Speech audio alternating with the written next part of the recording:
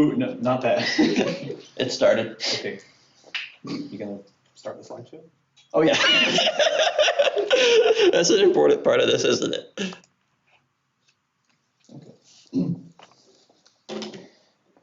Hello, I'm Michael Hamill.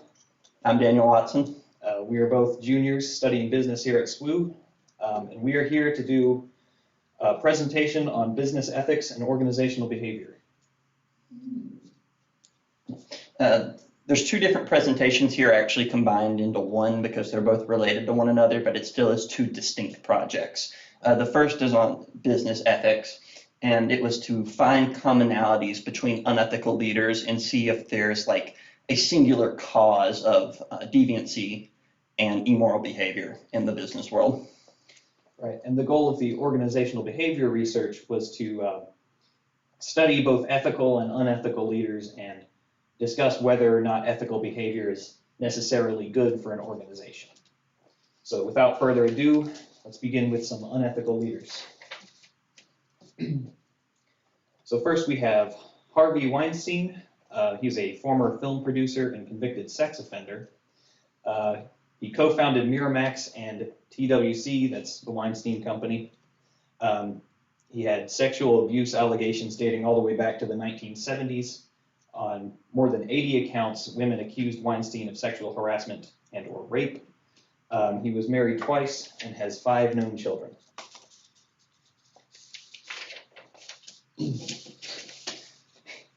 So a famous example is Dennis Kozlowski. He was the CEO of Tyco Corporation. He grew up in a tough immigrant neighborhood in Newark, New Jersey. He graduated from Seton Hall University in 1968. He was married 3 times, had 2 known children. Under his leadership, Tyco's sales grew from $550 million to $3.1 billion. But he was known for living lavishly off of borrowed funds from the company and was later accused of taking out unauthorized bonuses, falsifying company records, and abusing loan programs. So 2 more famous examples. We have Kenneth Lay and Jeffrey Skilling. They're both former CEOs of Enron. Kenneth Lay was the son of a Baptist preacher. He grew up in poverty. He was married twice with 2 children, 3 stepchildren, and 12 grandchildren. He received a PhD at the University of Houston in 1970, and he was heavily involved in the Enron accounting scandal of 2001. Jeffrey Skilling, similar case. He grew up in Pittsburgh, Pennsylvania. He graduated from Harvard in 1979 and was the top 5% of his class, actually. He was married twice, has 1 known child, and was convicted of false audit presentations, insider trading, and conspiracy. Next, we have Bernie Madoff, another very famous example. He was born to a Jewish family in 1938. He attained a bachelor's degree in political science at Hofstra University. He actually switched universities a couple times. He went into law school, but dropped out to start his own investment and securities company. He was married once and has 2 known children. He was found guilty of the largest Ponzi scheme in history. A little bit of a different example. This is Elizabeth Holmes. She was born in Washington, D.C. to a rich family. She's the daughter of former Enron CEO Christian Rasmus Holmes IV. She's married once with 2 children. She studied chemical engineering at Stanford University. She was accused of many accounts of fraud, which accounted for a total of over $140 million.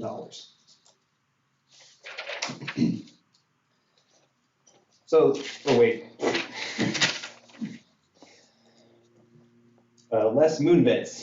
He was born to a Jewish family in New York in 1949. He graduated from theater school and worked as a small-time actor for a time. He didn't get any major roles, though, and eventually decided on a career change.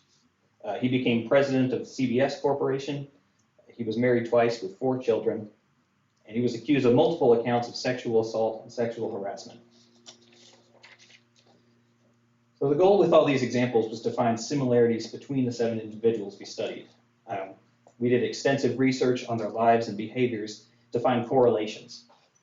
It was our belief that there would be some common link that would connect all or at least most of these examples. And what follows is what we found. I'll turn that over to Daniel. So the first thing we looked at was geographic distribution. We were trying to look at where they grew up, where they were born, and see if that had anything to do with it. And interestingly enough, almost all of them were from the north. The only one that would not be called Yankee was one of the Enron CEOs who was actually born in Missouri. They were all from the eastern half of the country, but this doesn't really mean anything. More just has to do with historical factors. Up until recent years, most CEOs were from the Northeast. That has predominantly been the heavy corporate side of the country. And looking at crime data, it's not like Northeasterners are the ones that commit most of the crimes. This is just more due to historical factors, like I said. Moving on, though, we were interested in why they were living in those areas and seeing if there was anything past that. And we did notice that most of them had some form of immigrant heritage, recent immigrant heritage, predominantly from Eastern Europe. There were a lot of Polish, there's a lot of Polish ancestry there. As you can see, it kind of actually lines up well with that fact. 3 had family members that recently had immigrated from Poland. All would be considered white by American standards, but once again, this really doesn't matter. I don't think you can say race and ethnicity cause deviancy and crime. Looking at statistics, that just doesn't hold up. More so just has to do with the, once again, historical factors. Predominantly, most business people were from the Northeast and a lot of immigrants moved there. So it makes sense that many of these people would have strong immigrant heritage. Now, we could say that, so being recent immigrants like grew up in rough neighborhoods, and it could be possible that growing up in rough, poor environments could have something to do with these unethical behaviors, but once again, wouldn't necessarily consider that to be the case because there's plenty of poor people that, one, don't turn out to be major criminals, and not only that, but 3 of them were from either middle class or upper class families. It's not like they all grew up in poverty. That, once again, just seems to be more of a random factor than anything conclusive. Like I mentioned, most of them were from poor families. 2 came from middle class, and really only Elizabeth Holmes came from what we would consider to be a wealthy household. Like I mentioned, most were raised in immigrant-dominated neighborhoods, very tight, very cramped, lots of crime, predominantly in New York and New Jersey. Parents had a variety of careers. We didn't notice anything there. One was a CEO, there was a meteorologist, diamond cutter, all just random things all over the place. Once again, I want to point out that we do not think poverty had anything to do with the deviancy. Just kind of seems to be a random factor in there. Education-wise, all of them attended university for at least a period of time, with 6 of them earning at least a bachelor's degree. The only one that did not was Elizabeth Holmes, who dropped out of Stanford University after attending there for a few semesters. Something interesting to note here is 5 earned Bachelor's of Arts degrees, while 1 earned a Bachelor's of Science. There were none of them majored in business administration or anything like that. In fact, only 1 actually even majored in a business-related subject, which was economics. And expanding on that, 2 had Master of Arts degrees, while 1 earned a doctorate of philosophy. Higher education really was not a priority for most of these people, as by, like I said, 4 of the 7 just had bachelors and 1 had nothing. Only 1 attended an Ivy League institution, which we found interesting, and it wasn't even one from a wealthy family. He actually grew up poor. Most attended what most people would consider to be lesser institutions all throughout the country, no real geographic similarity there. And like I said, the majority did not major in anything related to business or leadership. They did arts, they did science, philosophy, which could have something to do with this because, I mean, obviously ethics is a major part of business. It's what we spend a lot of time learning in the business program, and the lack of focus there perhaps could have had something to do with it, but that would be a strong assumption. Not necessarily any solid evidence to support that, just a point of interest that perhaps more research could be conducted on.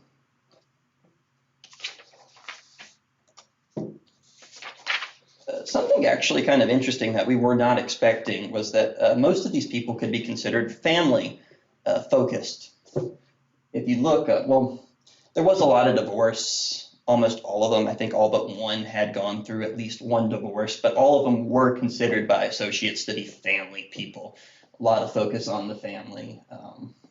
Lots of children. All of them had at least 2 children, which is above the national average. Just another little point of interest there. Once again, not necessarily anything major of note. Surely it's not that having kids is going to make you be unethical in a business setting. That's just absurd. No evidence to support that. And then divorce also is not a sign of unethical behavior. While as Christians, I think we would all agree that divorce is a sin. There are reasons people go through them. Not all these were because of even the people in question acting poorly. It just kind of seems more like a random factor once again. I also do want to point out that none of them abused their spouses, which is interesting because many of them did abuse other people. Looking at religion, the plurality was actually Jewish, which was something we found interesting. 3 of the 7 were Jewish or raised Jewish. The other 4 were evenly split between Christianity or just unspecified. No data on what they believed. Now, I do want to stop here and just point out we do not think religion has anything to do with this. Jewish people are great. There's no reason to think that they're more likely to commit crimes than anyone else. Once again, looking at data that's just not supported. Jewish individuals, I see you laughing over there, are not more likely to commit any kind of crime than other races or ethnicities or religious groups. This just seems, once again, like a random coincidence that happened to occur. And the religion itself seems to more reflect the heritage of the people than necessarily strong actual beliefs. The ones from Eastern Europe, all the Jewish individuals had heritage from Eastern Europe, where Judaism was very strong when they moved over, strong roots there. Does not seem like there's anything supporting that religion has anything to do with this subject. Just something we wanted to look at and see. Political affiliation was another subject we thought we would check out just to see if the people in question all strongly supported a single political party, and that just was not the case. 4 of them primarily supported the Democratic Party, while 3 primarily supported Republican candidates and causes. The split there is fairly even. All were staunch supporters, which I find interesting, but that's not necessarily something major to note. It's just that all of them were lifelong supporters, no party switches, no back and forth. They all picked their parties young and stuck to them. And some of them were very politically active. Harvey Weinstein gave a tremendous amount of money to Democratic causes. Bernie Madoff did the same in New York. And then Jeffrey Skilling was a very strong proponent of Republican causes and served on many committees for Republican causes. But once again, since the data is kind of split here, doesn't really seem to be anything major to note, no strong indicators. It just seems it is a little bit interesting that all of them were such strong supporters of the parties they chose. Looking at behaviors throughout their lives, not a single one of these people were considered deviants as a kid. They were all, for the most part, good children. There's obviously some trouble, some suspensions, all that, but nothing terrible where you'd look back and be like, oh, how could we ever trust this person?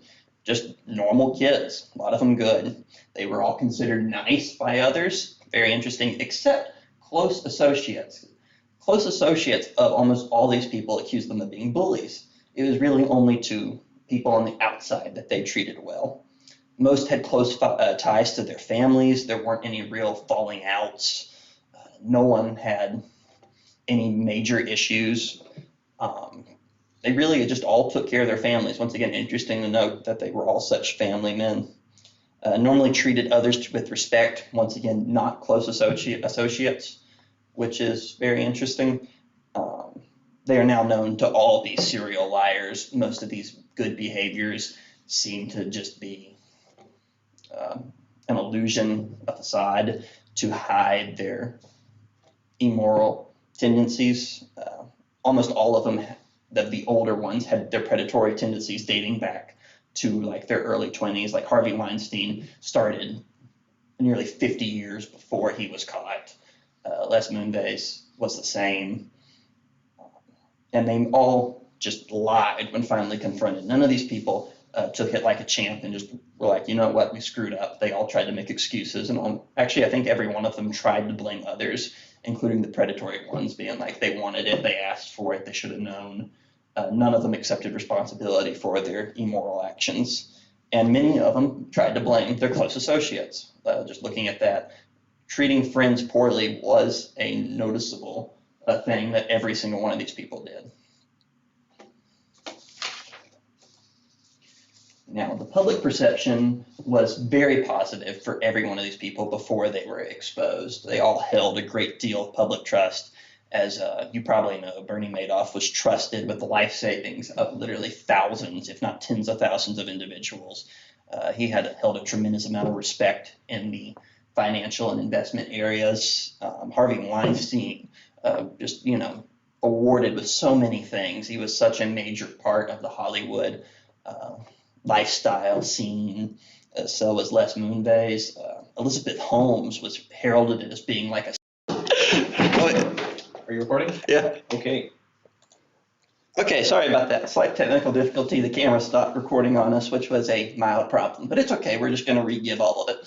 So, Elizabeth Holmes, she was entrusted with a lot of funds and public trust. People thought that she was going to revolutionize the healthcare scene, and she just didn't, because she lied, and she cost people oh so very much money and completely betrayed the faith that the public put into her.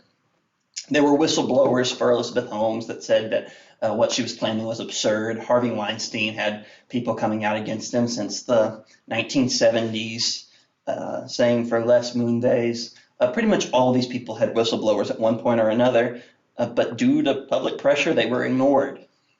The public chose to keep believing these corrupt individuals, and people paid dearly because of it. Now, some of these people did try to use the public pressure and the awards that they put onto them as actually an excuse for their deviancy. Bernie Madoff famously claimed that the faith of his investors was what kept him going in his scheme. Elizabeth Holmes was the same way. They claimed that they simply felt that they could not let the public down. But we feel like this is just garbage, not true at all. Just a further example of their pathological lying. They did not care about the public. They're simply using it as an excuse, as they used their associates as an excuse when the time came, as all of these people did try to throw friends under the bus and take the blame for them. Every single one of these people was just bad and corrupt. Now, in conclusion, there was not any one factor that we discovered that could be attributed for causing immoral behavior. There is not a singular source of deviancy in the business world. All of the noticed correlations are the places where it was a bit closer than in others, like with heritage, poverty, and religion, really just seem to be coincidences or explainable through historical factors. Nothing really solid there that you can look at and be like, okay, this is what is causing people to turn out to be corrupt leaders. Our belief that there would be some common link appears to be wrong, but we did not necessarily prove that it was. There could definitely still be something hidden underneath, behind the scenes, that our research did not uncover, but if there is, it's likely very deep and something personal that would probably be very hard to discover. Now we're going to transition into the next part of our presentation, which is focused on how ethical and unethical leaders impact the organizations that they lead. For this next presentation, we did reuse the 7 leaders that we already mentioned. We did further research on their companies and their business practices. We don't feel the need to reintroduce them, as we've already gone over them in detail, but we did add an additional 7 to expand the pool. So beginning with a very famous example, Steve Jobs. He founded the Apple company in 1976. He is credited for sparking the PC revolution and drastically improving the user interface. Up until that time, computers were mainly used by big organizations or programmers. They weren't really a thing that most people had in their homes. But Steve Jobs kind of revolutionized that and made them into more of a commercial market. He learned through trial and error, which led to many mistakes as well as many innovations for Apple. And he is regarded by colleagues as being stubborn, headstrong, and oftentimes mean-spirited. He had a very unconventional leadership style, and he was known for mistreating, undercompensating, and or just firing employees unjustly. He didn't communicate his goals. He was one of those people where it was clear to him in his head, and he got frustrated when people didn't get with it, but it was because he didn't properly communicate that people just didn't understand what he wanted. But he would oftentimes just blame other people for that. All in all, he was a very unethical leader. Andrew Carnegie, this was back in the 1800s. He built the Carnegie Steel Corporation into the world's largest steel manufacturer. He was a notable philanthropist. He gave away much of his fortune to charities. He supported higher education, scientific research, and world peace, things like that. He also supplied the Union war effort during the Civil War, so things like weapons, ammunition, a lot of that came from his steel company. He believed that the wealthy were obligated to serve society, and rightly so. He basically thought that the rich people were supposed to be good stewards to society and take care of those who really couldn't take care of themselves. All in all, a very ethical leader. Next, we have Elon Musk, another very, very famous example. He's the CEO of Tesla Incorporated and SpaceX. His investments have led to many scientific innovations across industries such as finance, space, technology, sustainability, etc. He's considered an ethical leader by many. He does not compromise on his values. For the most part, allegations against him seem to be related to his political views, people trying to find fault with him because they don't like the way he thinks. He's long been a supporter of the Democratic Party, but has recently showed interest in the Republican Party. So I feel like he sparked a lot of controversy there. He's considered somewhat of a cultural icon. Like I said, a lot of the allegations against him seem more political than anything else. All in all, ethical leader. Ursula Burns. She is the CEO of Xerox Holdings Company from 2009 to 2016. She was actually raised by her single mother in Baruch Houses, which was a New York City housing project.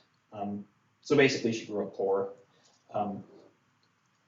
But she went on to become the CEO, the first black woman to be a CEO of a Fortune 500 company, which, if you look at statistical evidence, that's actually a huge feat. She was known for her strong support of community, educational, and nonprofit organizations. All in all, very ethical leader, very strong philanthropist. And then seemingly on the opposite end of the spectrum, we have Henry Ford. He's very well known. He founded the Ford Company in 1903. He is known for pioneering the mass production of automobiles. He basically invented the assembly line when it comes to automobiles. Up until then, it was like cars weren't really something that most people had. It was more for the rich. And part of that was because they couldn't be mass produced. But because of Henry Ford, that changed. His company still remains one of America's most successful and largest automakers. They're up there with companies like Chevrolet, GMC, stuff like that. But he was a notable anti-Semite. He discriminated against the Jewish immigrants. Something I didn't know about him was he actually got a medal from Hitler. He apparently regarded him as kind of an icon. which just isn't good. He promised his workers pay raises, but was very discriminatory in deciding who got them. He would actually look at his workers' personal lives, and if their values didn't match up with his company's values, he wouldn't give them the raise that he promised. And this was basically a bold-faced lie, because he would put out these ads saying, if you work for me, then you'll get paid double what you would usually get.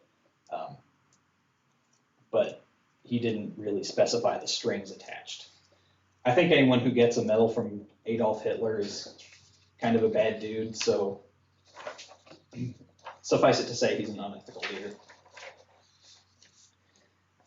Jeff Bezos, another very famous example. He founded Amazon in 1994. At the time, it was just an online bookstore. E-commerce was still a relatively new thing, but he saw a lot of potential into it. And eventually he grew his company from the small online bookstore that it was into the largest online retailer in the world. He created many new jobs through his company for delivery drivers, technicians, factory workers, things like that. But he has been accused of poor wage practices and tax avoidance, as well as exploitation of temporary workers and cheap labor overseas. So there's a lot going on behind the scenes that is less than stellar. All in all, unethical leader. Finally, we have Phil Knight. He is the CEO, co-founder of Nike Corporation. He's named the most powerful man in sporting in 1993. Obviously not because of his athletic prowess, but because of his financial success. He refused to address his company's inhumane labor practices overseas. This was known as the sweatshop scandal, as many might know it. He also allegedly sent a spy to keep tabs on a Japanese business partner, among other scandals. And he actually tried to justify this by saying that spying was a common business practice over in Japan, which is already questionable. But he would do things like this all the time. Basically, he would come up with these justifications for his actions, and it was always, in the end, it was always about winning for him. As long as his company came out on top, the ends justified the means, essentially. It didn't matter how he got there or what methods he used. And going off of that, he seems concerned with ethics only as far as it affects the success of his business, which is a completely unethical mindset for a leader to have.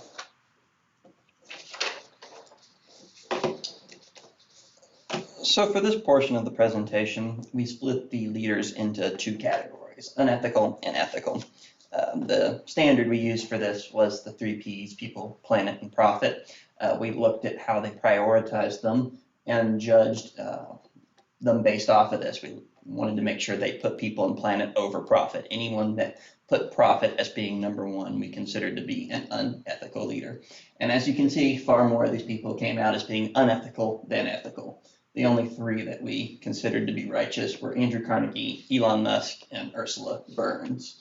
Elon Musk's inclusion on the ethical side might be a bit controversial, to say the least, but looking at his personal life and how he treats his associates and the controversy surrounding him, we did feel that most of them are due to his vision in political activities rather than actually being a bad person. He especially puts the people and planet before profit, which was our primary metric. So one of the first things we looked at when analyzing these people and their companies was how did their organizations perform? Did they perform well? Did they make a profit? Not all of the people we studied had sustained business success. In fact, all 7 of the people we covered in the first part of the presentation, all their companies failed, every single one of them, or at least suffered due to their actions. Les Moonves only saw CBS stock tank, but off the top of my head, if I remember correctly, all 6 other ones had their companies fail. And this is, the failing is not all just due to a lack of profitability. That was the case with Enron, where they lied, but Elizabeth Holmes, she just lied about the product her company made and pretended like she had something that she didn't.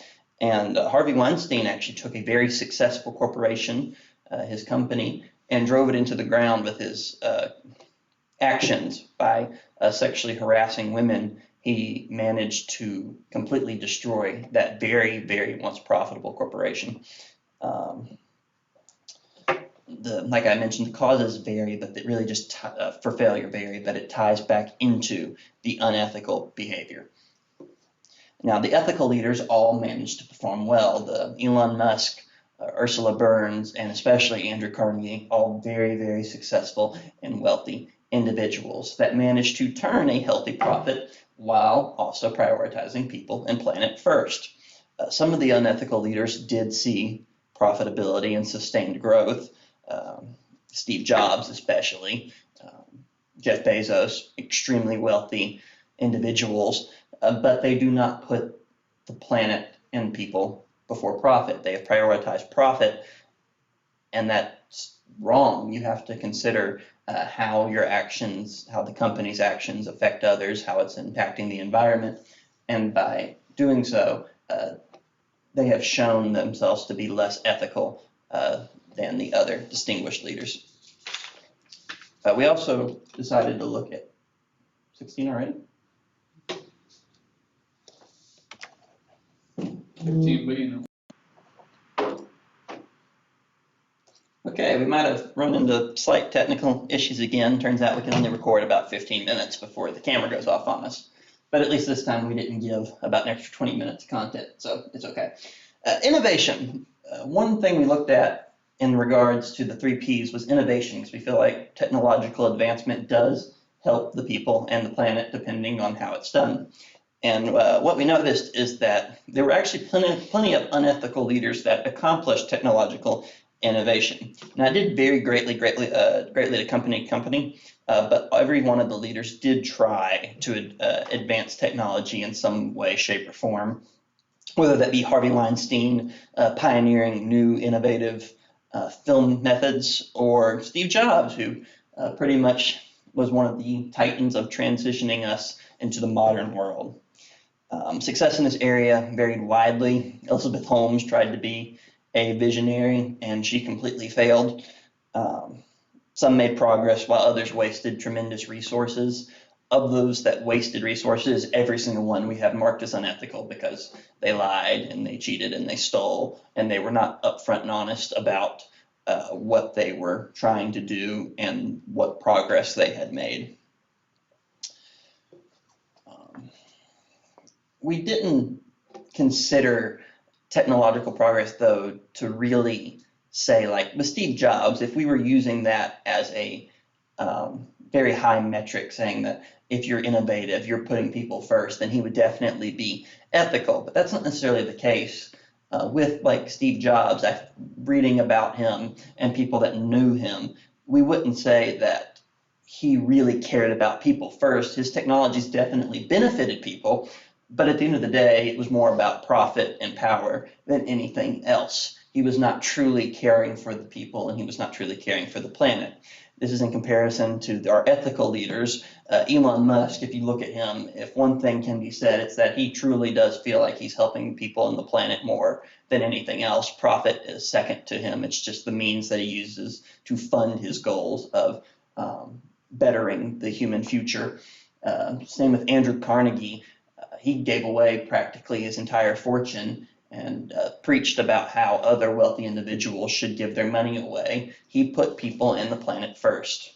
Profit was just a secondary concern for him. There were other higher goals, which is necessary to be an ethical leader. You need to put people and the planet first. The corporate culture of all of the companies of these people varied greatly. But one trend that does hold true is that all 3 of the ethical leaders, well, 2 of the ethical leaders had universally praised good corporate cultures. Elon Musk is a bit of an exception, but I'll address that in a minute. Every one of the unethical leaders had bad corporate cultures. Employees were not satisfied in their work environments. There was widespread bullying. There was widespread negligence. Steve Jobs was notorious for this. He would just bully and bully and bully anyone that went against him. He would go after them. He would try to make their lives awful. You either played by his rules or you suffered the consequences. Harvey Weinstein this way too, where he would use his position of power to leverage himself over others and use that to exploit individuals. And that it doesn't stop with just them. When you have a person in a position of power, that trickles down. Other managers and vice presidents and people in upper management are going to do those same things, and that proved to be the case, which corrupts the entire culture of an organization. Only really Ursula Burns and Andrew Carnegie were known for being just wonderful people that managed to really enforce strict discipline standards. As far as I could tell, there were no allegations, not a single credible one against Ursula Burns. The way she ran her company, at least from a culture standpoint, was excellent. People were the priority. Her employees felt valued and their contributions were respected. Andrew Carnegie, there were some, but they're not really credible because it has more to do with the time. By the standard, like by modern standards, the way Carnegie ran a company would be completely unacceptable. But by the time of standards of the time, it was actually some of the best in the world. He really prioritized his employees, made sure they were taken care of, and the upper management was held to a high standard. There was no bullying, there was no harassment. Things were managed in a good, proper, ethical way.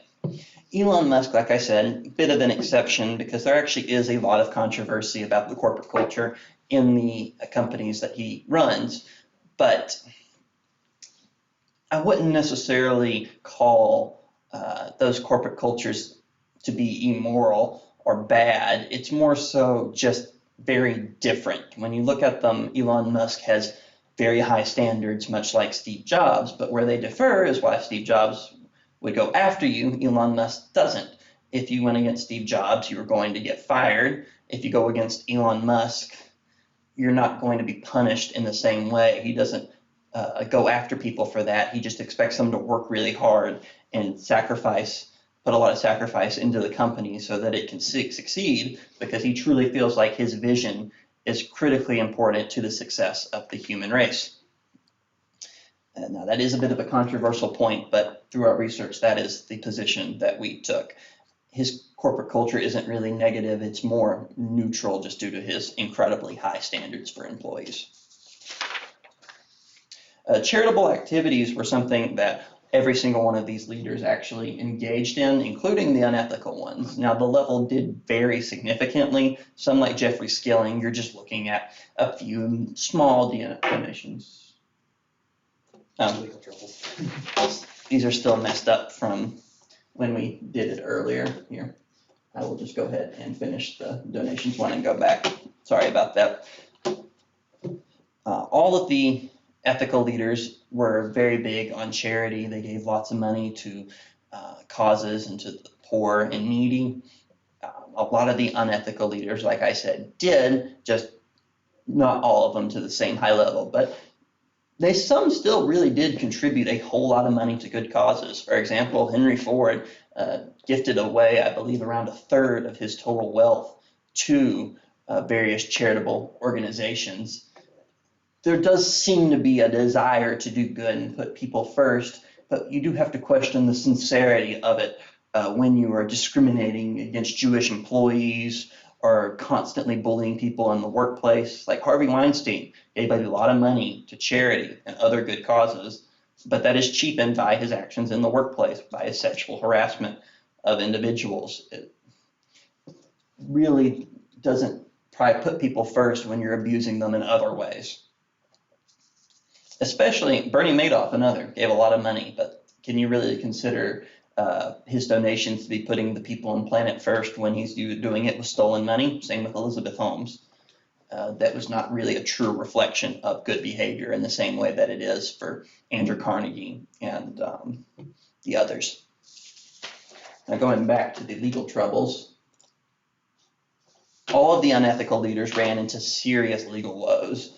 That was just constantly following them, every single one of them. There were no exceptions. Many of them end up in jail, prison, like from the first part of the presentation, those first 7 Every single one of them served prison time for their actions, and those either ruined their companies or the damage that they caused, the allegations, have haunted them since then. And the same thing actually kind of applies to the ones that weren't in prison. Like Phil Knight with Nike, Nike has still suffered a lot of legal trouble due to the sweatshop allegations. They might not necessarily be as true as they were decades ago, but that the specter of those abuses has followed them. Steve Jobs, Apple's culture has still been called out many times, despite the fact he's been dead for well over a decade now and out of involvement with the company. It really does, your behavior really does affect how an organization functions in the long term.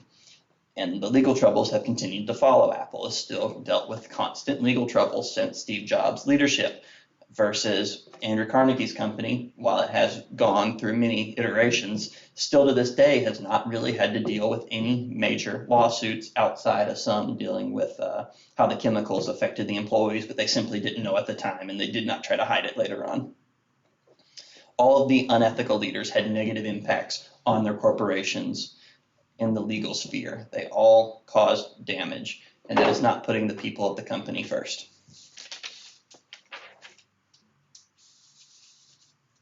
Societal impact is a major point of emphasis. All of these people had some level of influence on society. Not necessarily positive influence, but they had influence. And it is important to mention that no one has a perfect legacy. Ursula Burns just about does, but there are still just minor stories here and there. Andrew Carnegie, a little bit controversial with how his practices have changed over time, and then Elon Musk, very polarizing. Even the righteous have failed at times. No one's perfect all the time. You can't expect that of an ethical leader. An ethical leader is just someone who tries to do right and does so significantly more frequently than wrong. The ethical leaders have worked towards building a better tomorrow. They are advancing the people. They are advancing the planet while still earning a profit. All of the unethical leaders tarnished the legacies of their corporations. If corporations even managed to survive the damage they caused, their impact on society was far more negative. Our overall conclusions, there's several of them. Biggest thing here is that company success and morality are tied together. And what we mean by company success is not profitability, though there is some correlation there as well. It's prioritizing the 3 Ps: people, planet, profit, in that order. Unethical leaders can be very productive and efficient in some of these areas, but you have to take care and account for all 3. You cannot just prioritize 1 or 2 of them. This is what makes the ethical leaders better overall. This is what makes them good leaders. This is what makes them better. Having strong moral values, it does not seem to limit the growth of a company. We noticed that the corporations of these ethical leaders still did incredibly well despite their additional emphases outside of profit. And unprincipled behavior really does put an organization at risk. Like Harvey Weinstein, I keep coming back to him because his actions ruined a very profitable company. His company was doing astoundingly well before the allegations came out. He single-handedly ruined that organization.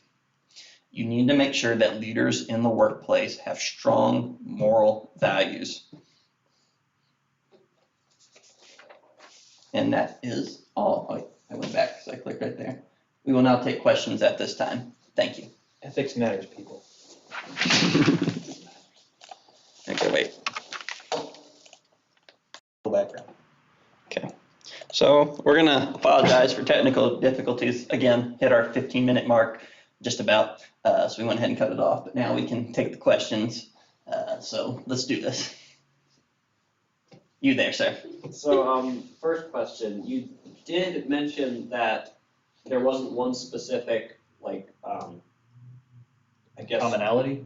there wasn't like one specific background that like all the unethical leaders shared, like a specific religion or anything. But if you took a larger number of examples, do you think that there would be a significant majority, or do you think it would be just extremely mixed about which leaders wound up being unethical versus the ethical leaders? I think it'll be extremely mixed. I did actually, after we finished the first part, start looking into the personal lives of the unethical leaders in the second one, and it starts to even out more to just what American demographics are in some areas, and then what more accurately what demographics our CEOs are, predominantly white Christian or atheist males from the Northeast. That's what historically it was, and that's pretty much what they turn out to be.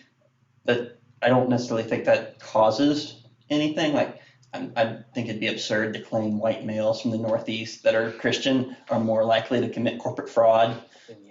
Yes, I know, the Yankees than others.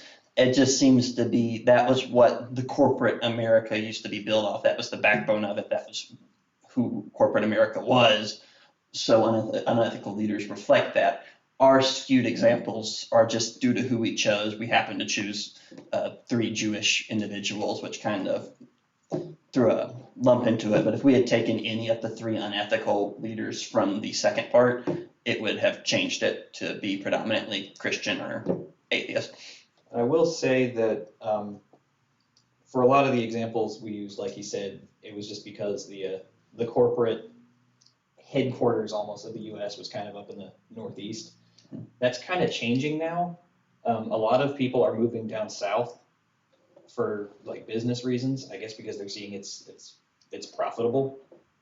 So I think as times change, you might see more people from like around here as both ethical and unethical leaders. Yes. That was a great question, though. Thank you. Any others? You there? I have a question. So, pertaining to Elon Musk, Okay. I'd like to get your opinion on his somewhat recent acquisition of Twitter and Oh, how gosh. he handled these things. Because there have been reports of, when he first acquired Yeah. and he became CEO, firing Yes. half of the workforce there. And when the people that were left, when they went on to Twitter to sort of criticize him for that, he would then fire them too. And so I just kind of want to get your opinion on that side of things. 'Cause I know, like you mentioned in the presentation, when comparing to Steve Jobs, that he doesn't just go after people and bully them or try to fire them like that. But I will say, so just to starting off, predominantly we looked at his tenure at SpaceX and Tesla, but that is a great point with the recent acquisition of Twitter. That is another major company he now owns. I don't see problems necessarily. When he came in and a lot of the employees were let go, Twitter was hemorrhaging money. It was arguably a necessary move because, as we mentioned, while people and planet are the most important, without profit, you don't have the success. You can't run a company unless you're making money. Looking at the allegations of him firing employees in a punitive manner for posting bad things about him, I do not know if there was, reading about that because I kept up with it at the time, he did issue responses and they centered around, this is not why they were fired. They were fired for other reasons. The employees that were speaking up because they were disgruntled were also not doing their work in the workplace or were acting in a disruptive manner, at least according to him, which once again, that's controversial, but just looking at how he runs his other companies, chose to believe him on that matter. Now, his legacy has had less time to be fully exposed compared to most of these other leaders. I think it would be necessary within a few years to reevaluate his position on here as an ethical leader. But for the most part, I think right now he puts people and planet above profit by a considerable margin, which puts him in our ethical category. And plus, the whole Twitter thing's relatively new. As of right now, it's kind of a my word against yours sort of situation. I feel like you just kind of have to wait to see, like he said, kind of let his legacy become more extensive. Yeah. Might be a little more to research there. Yeah, he's only been in the public light a few years. He needs at least probably a decade before any truly accurate evaluations can be conducted. Any more questions? What's yours? So clearly there were significantly less ethical leaders Mhm. than unethical leaders, and clearly they did end in disaster, the unethical.